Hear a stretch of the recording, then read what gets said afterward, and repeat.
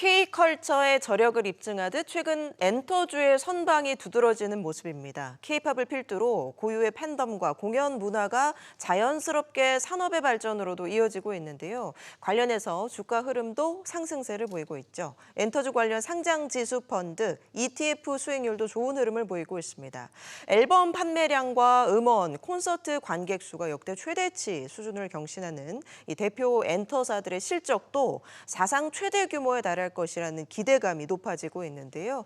이러한 엔터 산업의 상승세와 좋은 흐름 계속 이어갈 수 있을지 살펴보겠습니다. 이베스트 투자증권 안진아 책임연구원 모셨습니다. 연구원님 어서 오세요. 네, 안녕하세요. 예, 지금 뭐 서울 곳곳이 보랏빛입니다. 네. 예, BTS 데뷔 10주년을 기념하는 행사, 네. 축제 분위기가 곳곳에서 느껴지고 있는데 어떤 행사들이 지금 예정돼 있어요? 일단 바로 내일이고요. 예. 저도 내일 참여를 할 예정입니다. 그래서 예. 일단 장소는 뭐 기사랑 뭐 위버스 통해서 공지가 됐듯이 올해로 이제 10주년을 맞아서 여의도 한강공원에서 이제 10주년 페스타가 열릴 예정이고요.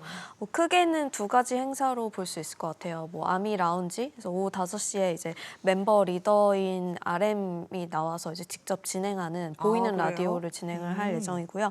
그리고 그게 끝나고 나서는 이제 오후 8시 반쯤 이제 불꽃 축제가 이제 크게 진행이 됩니다. 그래서 크게 공식적인 행사로는 두 가지가 진행이 되고 예. 한강 근처에서 이제 라운지나 이제 불꽃 축제를 이제 준비한 근처에서는 뭐 공연 의상이라든지 뭐 아미 타투라든지 뭐 관련된 여러 이제 행사들이 준비 중에 있고요. 더불어서 이제 여의도 전반 이제 상업권 이제 호텔이라든지 예. 뭐 근처 이제 IFC 몰이나 상권에서는 뭐 관련해서 뭐 이런 마케팅적인 측면도 네, 굉장히 좀 보라색으로 네, 많이 유통업계들이 준비를 단단히 했더라고요. 네, 뭐 그런 식으로 이제 10주년을 같이 축하하는 뭐 이런 페스티벌이 열리고 있는 상황입니다. 그래서 아무래도 직접 멤버 중에 한 명이 출연을 하다 보니까 이제 전 세계에서 이제 아미들이 이런 축제를 좀 즐기러 오는 것들이 좀 호황이 기대가 되고 있고요. 그래서 뭐 뉴스에서 보시다시피 한 30만 명 정도 모객이 될 것으로 예상이 되고 있는 상황입니다. 예. 네. 올 수 있는 멤버는 RM 한 명인가요? 네, 일단은 진행하는 것들은 네, 출연 예정은 RM 예. 네, 일부는 또 군대에 가 있기도 군대가 하고. 있고 이제 예. 일부는 또 이제 뭐 개인 활동 때문에 이제 해외로 나가 있는 상황이어가지고 네, 그래서 아무래도 네. 관련해서는 이제 한 분 정도 네, 오실 것 같습니다. 알겠습니다. 네. BTS가 소속된 하이브 주가도 요즘 축제 분위기예요. 네, 그래서 예. 하이브뿐만이 아니라 이제 엔터 4사가 전반적으로 연초 대비, 그러니까 YTD로 거의 못해도 다 60% 이상 오른 상황이고요. 특히나 최근 3개월 사이에 이런 주가 상승률이 더욱더 이제 두드러지는 모습입니다. 그래서 실적 발표, 1분기 실적 발표가 5월달에 이루어졌는데 대부분 다 SM을 제외하고 모두 다 서프라이즈를 기록을 하면서 뭐 다음날 거의 뭐 15%에서 20%까지 급등하는 모습을 보이고 있고요. 그래서 최근에 이제 JYP 같은 경우는 이제 스트레이키즈라는 보이그룹이 컴백을 하면서 네. 굉장히 빌보드 200 차트 1위 그리고 보이그룹 중에 선주문량 1위를 또 재탈환하면서 이제 4사 중에서는 주가 상승률로 거의 100% 가까운 상승률을 연초 대비 2배요? 보이고 있습니다. 네, 그래서 뭐 JYP 거의 99% 그리고 YG 같은 경우는 87% 그리고 하이브 같은 경우도 거의 9% 정도 이제 상승하면서 네. 뭐 어느 엔터사만 잘한다 뭐 이럴 거 없이 모두 다 이제 엔터 사사들의 전반적인 주가 흐름 그리고 실적 또한 모두 다 우상향하는 그림을 이제 보이고 있다라고 봐주시면 될 것 같아요. 지금은 한창 좋은 분위기인데요. 네. 1분기 실적도 좋았고 네. 앞으로가 어떨지 궁금해요. 2분기 실적 전망 어때요? 저는 작년부터 계속해서 말씀을 드리고 있는데요. 올해 이제 엔터사의 주가 흐름이나 실적이 어떨 거냐 이제 연간 전망을 연초에 이제 말씀을 드렸는데 저는 상저하고로 꾸준히 말씀을 드리고 있고 이제 겨우 1분기 실적만 지났을 뿐이거든요. 네네. 그래서 그 상저하고의 흐름을 예상하는 이유는 아무래도 리오프닝이 본격화되면서 이제 아티스트들의 활발한 컴백 그리고 콘서트가 이제 활발하게 이루어지고 있습니다. 그래서 예전에 코로나로 인해서 이제 막혔던 글로벌 무대를 이제 진출하는 게 이제 본격화되는 시점이 저는 올해 2분기부터 내년 이제 올해 4분기까지 네, 하반기에 뭐 아무래도 좀 집중이 되어 있기 때문에 관련된 이제 이런 실적 반영 이런 것들이 더 하반기에 모멘텀이 집중이 되어 있다. 그리고 두 번째로는 이제 또 신인 그룹들의 데뷔 또한 이제 하반기에 모멘텀이 집중이 되어 있기 때문에 하반기로 갈수록 이런 실적이라든지 새로운 이슈들은 이제 엔터사들 그리고 엔터 산업에 있어서 더 뭔가 풍부하게 집중이 되어 있다라고 봐주시면 될 것 같습니다. 상저하고라고 하셨는데 지금이 저예요?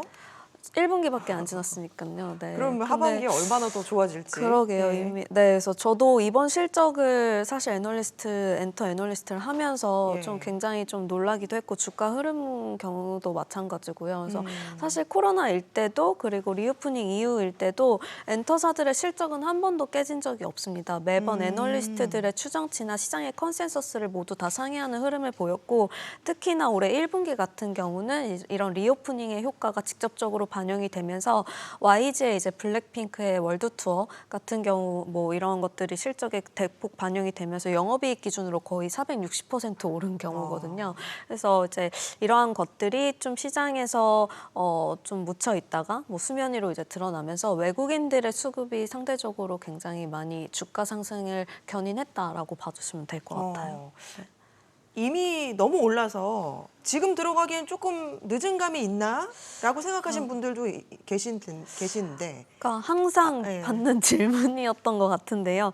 그래서 목표 주가에 이미 다 뭐 어느 정도 도달을 했기 때문에 이번에 예. 1분기 실적을 발표를 하면서 이제 한 번 더 이제 목표 주가 상향을 올린 상황인 거고요.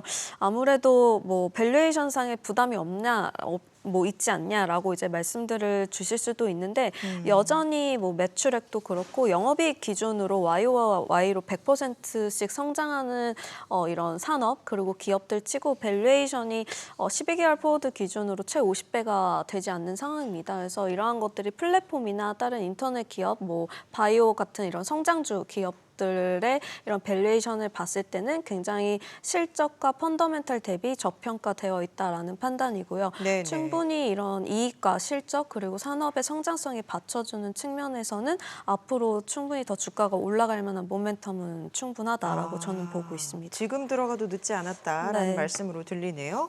이렇게 지금 전반적인 엔터주들의 분위기가 좋은 가운데 네. 그렇지 못한 기업도 있습니다. 네. 이를테면 CJ E&M인데 뭐 매출은 작년에 5조 원이었는데 네. 이익을 못 올렸더라고요. 아무래도 그러니까 좀 엔터사랑 미디어사랑 수익 구조가 아무래도 네. 좀 차이점이 있기 때문에 산업에 있어서 엔터사 같은 경우는 뭐 음반을 출시를 하고 콘서트를 하고 뭐 이러한 활동의 이익 기여도가 바로바로 인식이 되는 반면에 미디어 같은 경우는 아무래도 좀 선제적으로 투자하는 금액들도 막 굉장히 단위가 크고 이러한 것들을 이익을 회수하는 게 아무래도 나중에 좀 뭐 작품들이 뭐 터지거나 흔히 말해서 흥행을 이제 기록을 했을 때 좀 나누어서 인식되는 부분들이 있기 때문에 이러한 것들의 비용 구조가 아무래도 좀 다른 점이 첫 번째로는 CJ E&M의 부진 주가나 이런 실적의 부진으로 예. 이제 말씀을 드릴 수가 있을 것 같고요. E&M 같은 경우는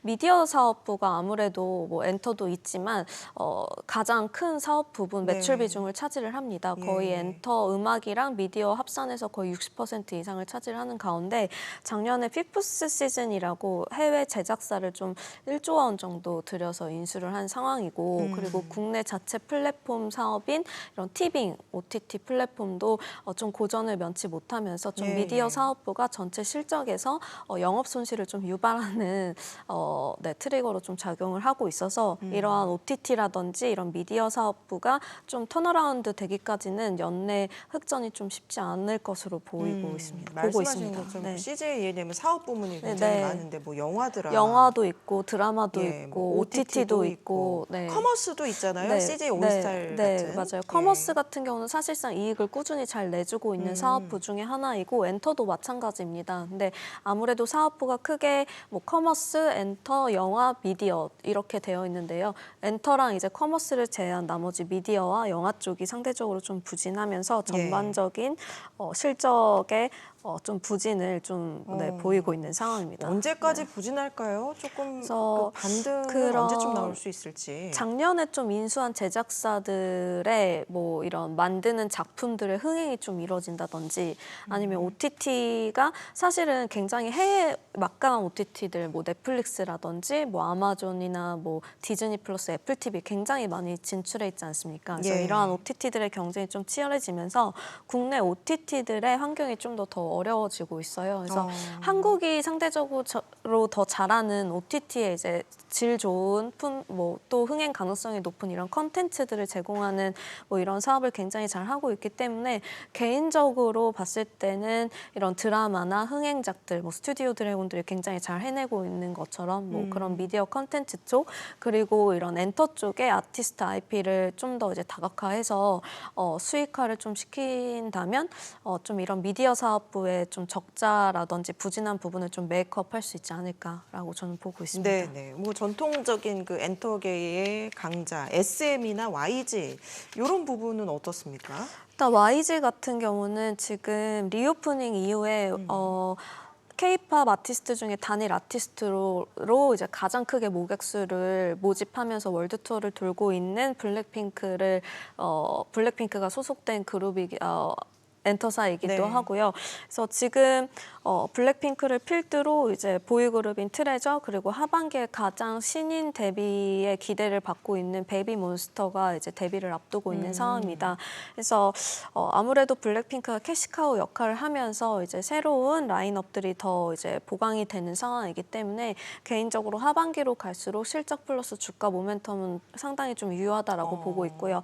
엔터 4사 중에 이런 펀더멘털 대비 주가가 굉장히 좀 상대적으로 좀 못 올랐던 기업 중에 하나입니다. 그래서 예. 밸류에이션 상이나 이런 주가의 흐름상 좀 아직까지는 부담이 없는 상황이라고 봐주시면 될 것 네네. 같습니다. 저희가 4대 엔터사 네. 위주로 살펴봤는데 혹시 이 외에 주목할 만한 엔터주가 또 있을까요? 일단은 뭐 제가 큐브 엔터는 말씀을 드리고 있고요. 뭐 예. 큐브 엔터 같은 경우는 여자 아이들이라는 그룹이 속해 있는 엔터사고 최근에 각종 음원 차트 1위를 다 휩쓸고 있는 상황입니다. 그래서 글로벌리도 그렇고 이제 팬덤이라든지 이런 앨범 판매량도 전 활동 대비 거의 다 2배 이상 오른 지표를 보이고 있기 때문에 상당히 좀 주목할 만하다라고 봐주시면 될 것 같습니다. 알겠습니다. 요즘 핫한 엔터주에 대해서 짚어봤습니다. 안진아 이베스트 투자증권 책임연구원과 함께했습니다. 고맙습니다. 감사합니다.